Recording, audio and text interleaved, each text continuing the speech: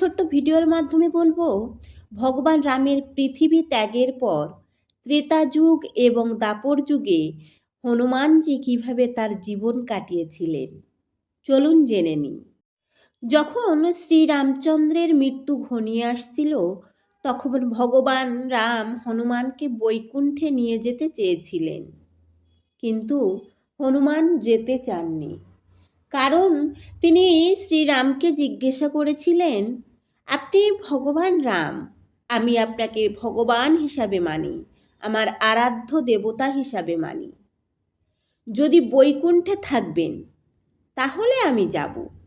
তখন শ্রীরামচন্দ্র উত্তর দিলেন, আমি স্বয়ং ভগবান রাম হিসাবে থাকব না, কিন্তু ভগবান মহাবিষ্ণু হিসেবে থাকব। ভগবান মহাবিষ্ণু হলেন কারণ এবং শ্রীরামচন্দ্র হলেন তার ফলাফল।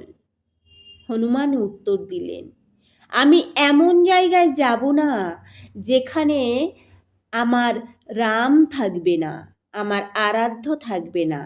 আমি এই পৃথিবীতেই থাকব এবং যতদিন থাকব, যত বছর থাকব, ততদিনই আমি রাম ধ্যান করে যাব, আমি রাম নাম করে যাব। ভগবান রাম বললেন, হনুমান, এমন একটা সময় আসবে যখন আমিও এই পৃথিবীতে থাকব না। সব শুনে হনুমান উত্তর দিলেন, যতদিন এই পৃথিবী থাকবে ততদিন কেউ না কেউ তোমার নাম উচ্চারণ করবে। আমি তাদের পাশে বসব, আমি শুনব, তাদের সঙ্গে আমি তোমার নাম জপ করব।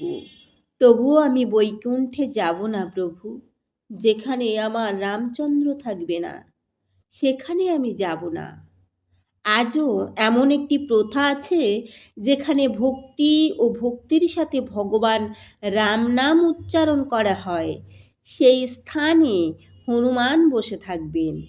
রামের দেহত্যাগের পর হনুমান হিমালয়ের নির্জনতা ও নিঃসঙ্গে জীবন যাপন করেছেন।